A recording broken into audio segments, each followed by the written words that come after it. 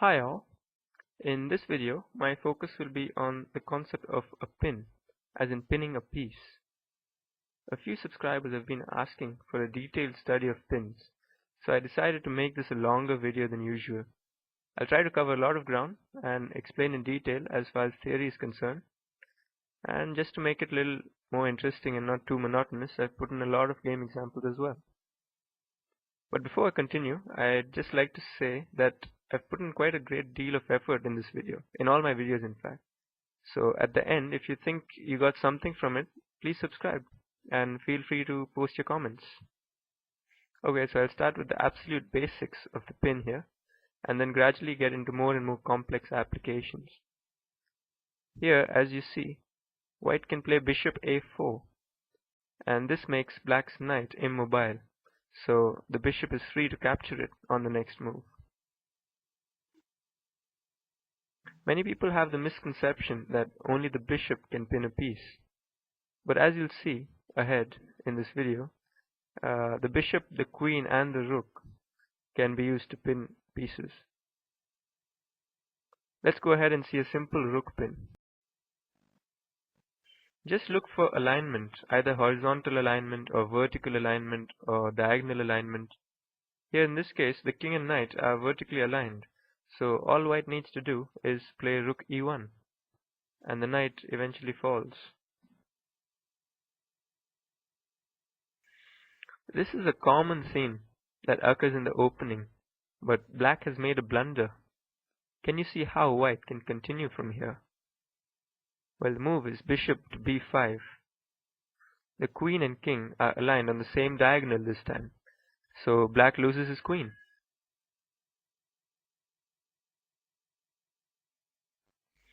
Now let's take this one step further. Consider the position again. White has a wonderful pin with bishop b5. Yeah, that's great, but this time black's queen can just gobble up the bishop, right? Of course she can, but now the black queen and king are set up for the knight fork. Knight captures c7, and the queen falls.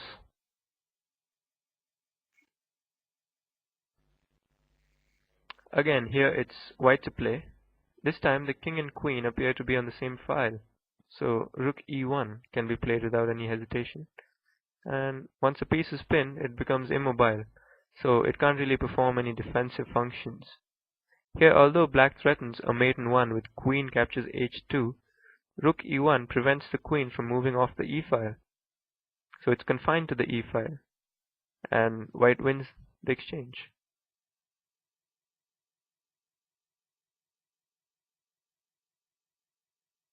It's white to play here. It might occur to you that in this position bishop a3 pins the black bishop to the king. But the point is that usually pinning a bishop to a bishop is not very useful, or maybe even a rook to a rook. However, in some cases it happens to be a very devastating kind of attack when a bishop pins a bishop or a rook pins a rook. I've included some positions on that. It's called the cross pin, and the queen pins the enemy queen, bishop pins the enemy bishop, and so on. Anyway, here bishop a3 isn't effective at all, so think of a way to replace the black bishop by another piece. This can easily be achieved by the rook capture, so rook captures bishop. So after rook captures rook, black's bishop has effectively been replaced by a rook, and now bishop a3 can be played, and the rook has to fall on the next move.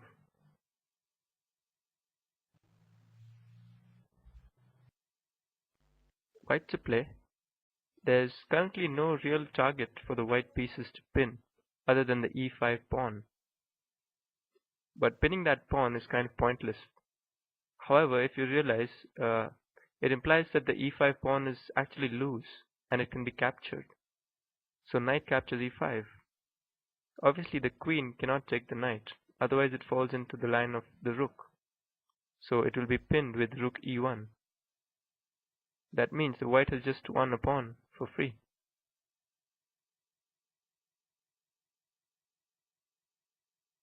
This time it's black to play. White's king looks quite weak since there's pressure on g2.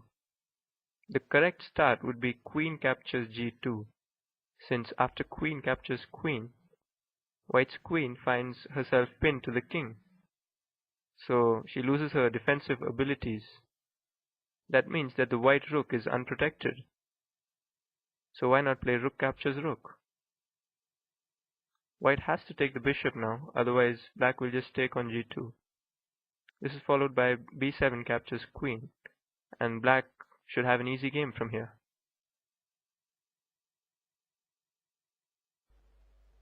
It's white to play. Notice that there are more pieces on the board, especially rooks this time. So it's important to make the right rook move. Obviously white has to start with a rook capture, but it's important that he uses the right rook to capture.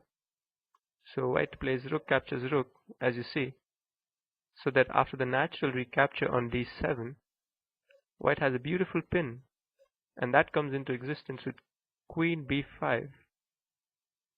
Black's best reply is to play rook captures rook and let his queen be taken.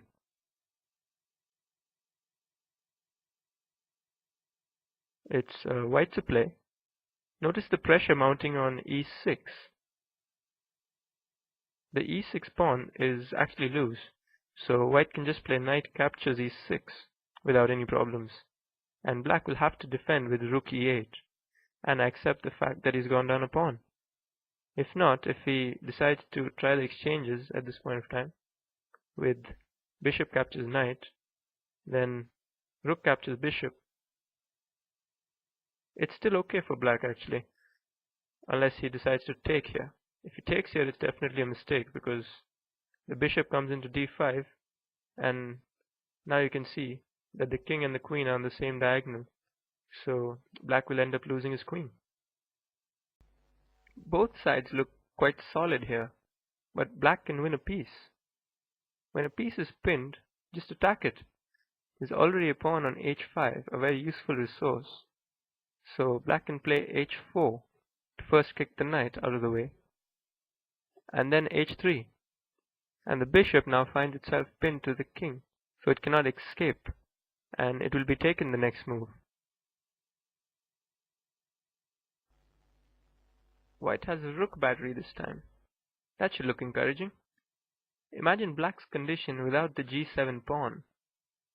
Obviously the vertical alignment suggests the possibility of a pin. That would be rook g1. So all that needs to be done is that the pawn has to be deflected, and this is done best by capturing a piece that it protects. So the solution to this is rook captures knight. So after g7 captures rook, we have rook g1. So that was the thinking process behind all these moves. If you need a pawn moved out of your way, just deflect it by capturing a piece that it protects. That's the simplest thing to do, and that's how you can clear your path. Quite an interesting idea.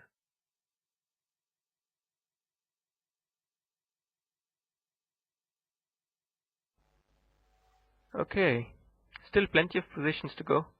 Looks like it's going good so far. I am gradually increasing the level of difficulty as we progress through this video. I like using lots of examples. That just makes it easier to explain things. Towards the end, the complexity really increases. The cross pin, for example, is a very interesting and very unique kind of pin, which I'll discuss somewhere ahead in the video. Okay, where were we? Looks like we've deviated. Let's get back into the position. It is black to play here. What would you play here if you were black? I think queen captures rook could be played without any problems, since after queen captures queen, bishop b7 pins the queen to the king, and obviously it receives protection from the knight. So after all the smoke has cleared, white ends up winning the exchange.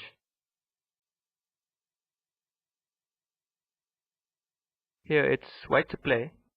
This position illustrates another interesting idea, which is how to get pieces out of your own way in the right way so that your pin is actually effective. Here obviously bishop d6 pins the knight, but it doesn't really help white much because Black obviously has ways of getting out of this kind of pin, and white has no real hopes of gaining any material either. So the better move would be knight captures bishop, so that after knight captures knight, white can play a rook pin instead with rook f3. So the knight falls and white is up material.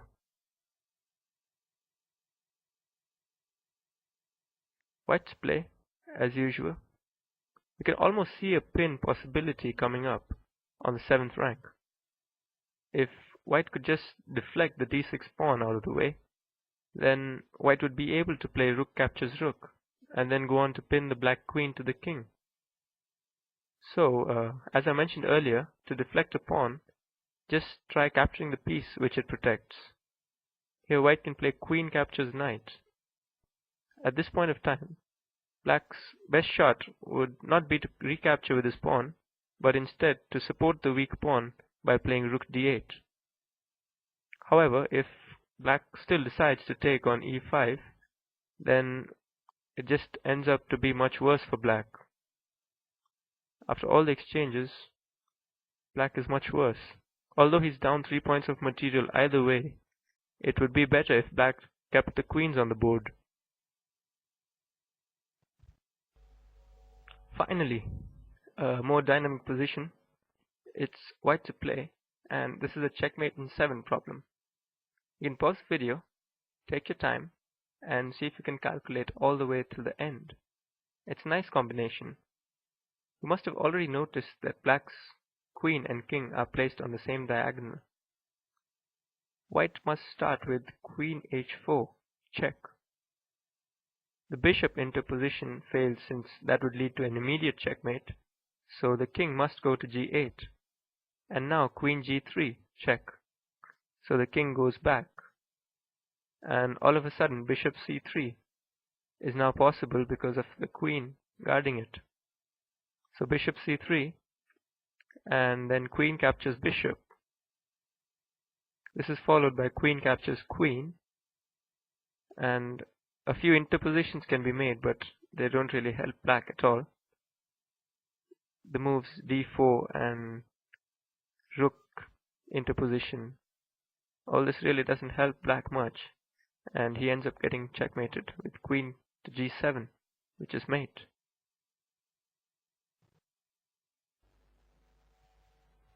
Okay, so we've reached position 17. I hope this isn't getting too monotonous. Well, at least I hope you're learning something out of it. Here it's black to play, and this isn't the simplest of positions, but it is rather interesting. You can pause the video and see if you can find the best continuation for black. Black already has the idea of eventually pinning the white queen to the king. So for that, a series of exchanges will take place. Black first plays knight captures g5, which attacks the queen. So white simply takes on g5, and then rook captures bishop. This is played in order to try and deflect the queen onto a poisoned square and align it to the king. So white should just move his queen out of the way and accept the loss of a pawn. But if he instead captures the rook, it gets much worse, since black has bishop d4. And now after all these exchanges, black is up 2 points of material.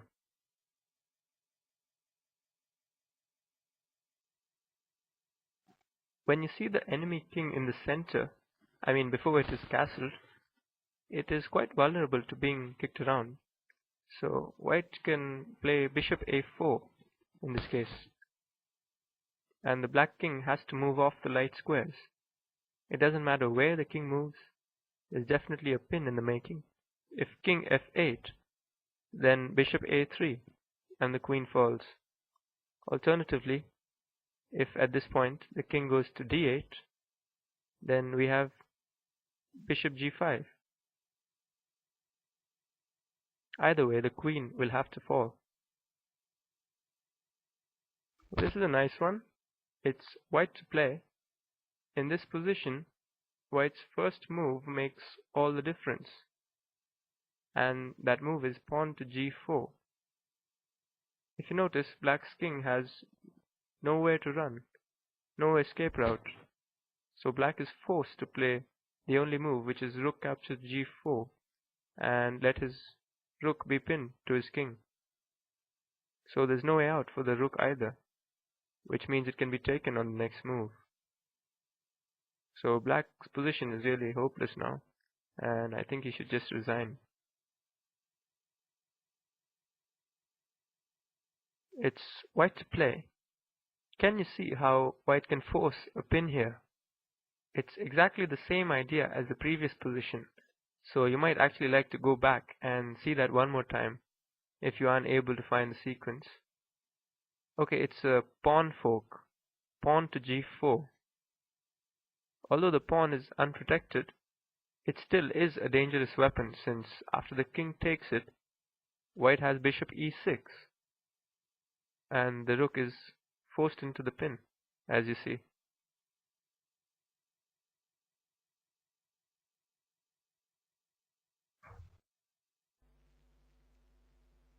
Oh, this looks like a very simple position. So I think I'll just go through the moves real quick, because by now it must have become very easy to spot simple direct pins like this one. So rook e1, nothing fancy.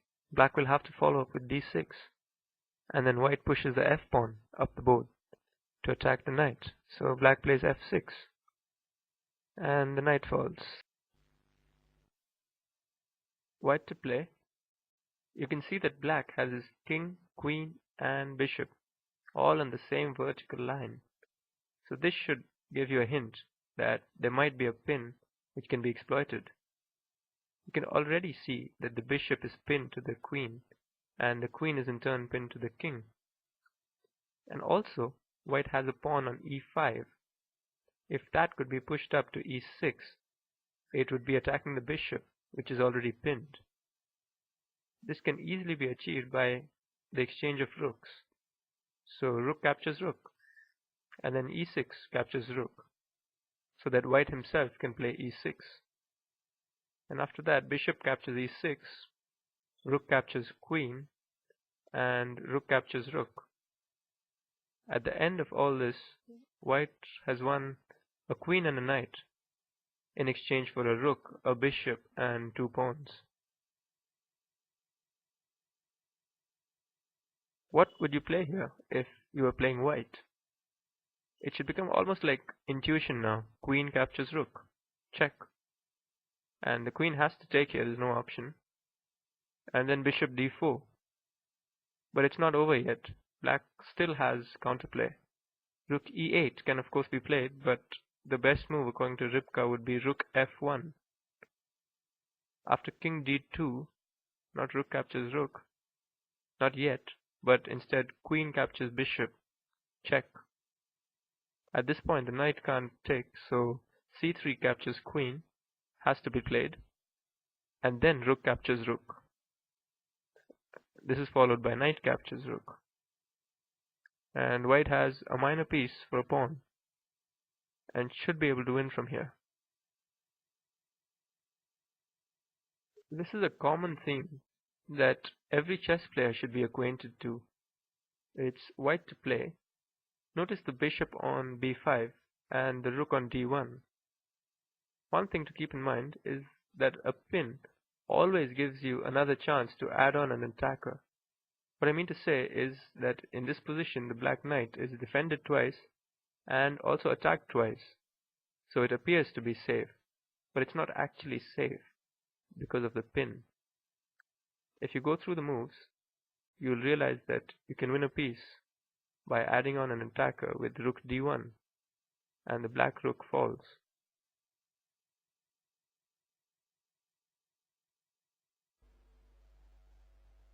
Now, I think we've had enough of the direct pin, I suppose, and we've gone through quite a few of its applications as well. I think it's time for the cross pin. This is a more advanced technique. If you remember, in the beginning, I mentioned that it is possible to pin a bishop to a bishop, or a queen to a queen, or a rook to a rook, and so on. That's exactly what the cross pin is all about. In this position, it's black to play. You can see that bishop captures bishop would fork the white queen and king, but that move would not really be that great since white's queen would just take the bishop and there's nothing left after that. So bishop captures bishop is not a good idea right now. But notice that the white bishop is the only guard for the queen, and also notice that the white bishop is pinned. This means that it can't move off the long diagonal, so black has the opportunity to play queen f5. This is called the cross pin. The queen obviously can't be taken, and black also threatens bishop captures bishop, which is now a real threat, as it would end up winning the queen. White really has nothing better to play than bishop captures bishop, and let his queen be taken, since it has to be lost anyway, so he might as well take the rook on a8 at least. Let's see some more examples on the cross pin. This isn't as strong as the previous one, but it threatens a cross pin, which means it might still result in loss of material just to escape from the cross pin.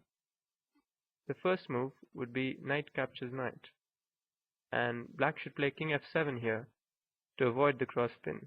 If he takes on f6, that would be a blunder. If queen captures knight, then white has rook e7, check, and the king cannot protect his queen. Wherever the king moves, it really doesn't matter where the king moves, it will lead to a very dangerous variation in which the queen is lost first of all, and after that there's a forced mate in 3. That would be as follows. After the king is at h6, queen captures queen, and then bishop g4, f4, and it doesn't matter what is played here, and then queen to g5. This is mate. If instead black had avoided the cross pin at this point of time, none of this would have happened, and black would be much better. Again, it's the cross pin. I must mention this is quite an advanced technique, and although it might look really simple when you're looking for it, it's actually quite difficult to find when you're playing in an actual game, in one of your real games. Because in a real game, you have other things also which concern you, maybe forks and discoveries and pins and skewers and so on. So it's actually difficult to spot such moves. In this case, it's quite simple because you're focused and looking only for that kind of move. So in this kind of situation, I hope you found the right continuation. The correct move is queen h7. Black can't take the queen here, so his best alternative would be to satisfy himself with a bishop, and then queen captures queen, and it's all over. It's black to play this time. Rook captures rook accomplishes virtually nothing at all, so he'd rather play queen d2. The rook can't take since it's confined to the third rank, so white has to play rook captures rook, after which queen takes queen, and black wins the exchange.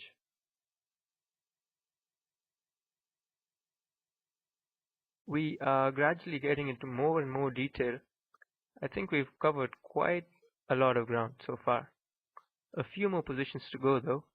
You can pause the video and see if you can find how black should continue from here. Well, black plays rook captures bishop. Note that the f2 pawn is pinned to the king by the black bishop, so it will have to be rook captures rook. And then black swings his other rook to g8, which means that white's rook cannot move off the g file.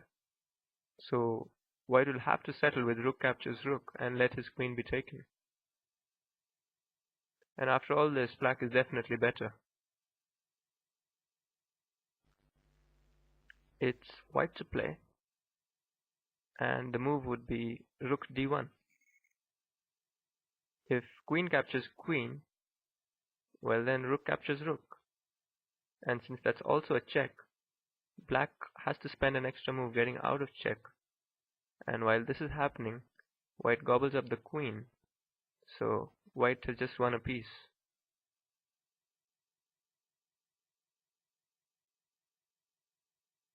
The idea of a checkmate threat can also be combined with the cross pin.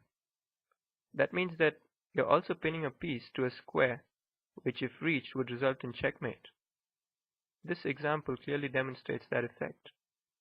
There's already a rook on the 7th rank, so white can play rook c1 with the idea that if queen captures queen, then rook captures rook on c8, and that's checkmate. So instead of queen captures queen in this position, black will have to play something like rook to f6 to protect the queen. And this queen obviously still ends up being taken, but there's no more checkmate now. Here's another example of the combination. Exactly the same idea, combining a mate threat with a cross pin. It's white to play. You can take a few seconds and see if you can find how white would be able to take advantage of the position. Well, white plays bishop to e7, and black doesn't have time to play queen captures queen because of rook d8, which would be mate. So black should just take on e7 instead, after which rook captures queen, and then rook captures rook. So white is up material. It's white to play again. This time black's king is precariously placed, and white can actually exploit that by playing his queen down to a3. This checks the king, so the king has to either go to g8, or the other option would be to block the check with queen e7. Let's go through both variations. If at this point the queen decides to block the check, well then there's a mate in 13. Don't worry, I won't be going through that, but white has bishop to c6, and the bishop cannot be taken, so black's best shot would be g6. And after this we have queen captures queen, check, and the king escapes via g7, and that's how the game would continue from here. Now let's go back to the position and see what happens if in this position king g8 is played. Well then there's a nice bishop discovery. Bishop captures h7, check. After rook captures bishop, we have rook takes queen. And after the pawn recaptures, we see that white comes ahead with a queen and a pawn for a rook and a bishop. It's white to play. Look for a deflection this time. White has his rook on the 7th rank, and actually both the rook and the queen are already aimed at f7. The only obstacle is the black queen, which prevents the mate, so it must be deflected. Rook g4 does the job for white, and although black doesn't have to take, if he does, then he'll end up getting mated in 2. So a better defense would be rook f8. And after this, although black loses his queen, at least he's nullified all the immediate checkmate threats. But obviously white is much better. Have a good look at this position. It's white to play, as usual, and bishop d4 looks like a nice spin. But what are its implications? Notice that black has a move like e5, and that pawn push seems to be very irritating for white. In fact, it looks like it just extinguishes the threat of capturing the queen. But look carefully. the black king is surrounded by his own pieces. So after this pawn push, white can actually go ahead and take on e5. At this point, if the queen takes the bishop, then black gets mated next move with queen h6.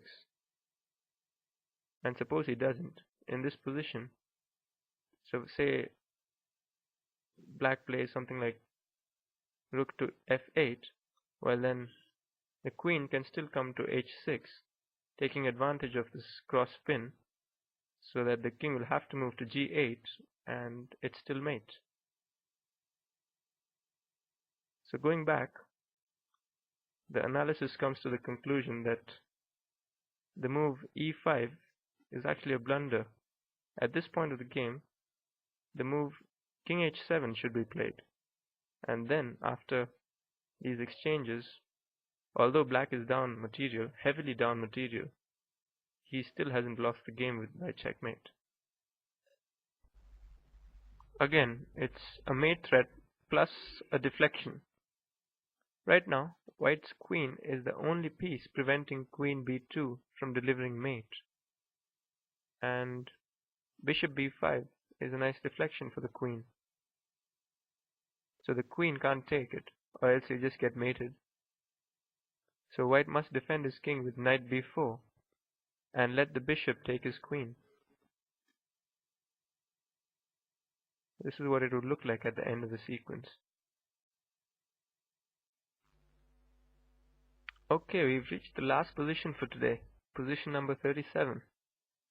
It's a nice intricate position, and white to play queen a3, a deflection yet again, and black cannot take it, otherwise he'll get stuck in the mating net. This is what it would look like if black ends up taking the queen. If you like this kind of content, please subscribe to my channel. Thanks for watching. That's all for today, folks. Take care.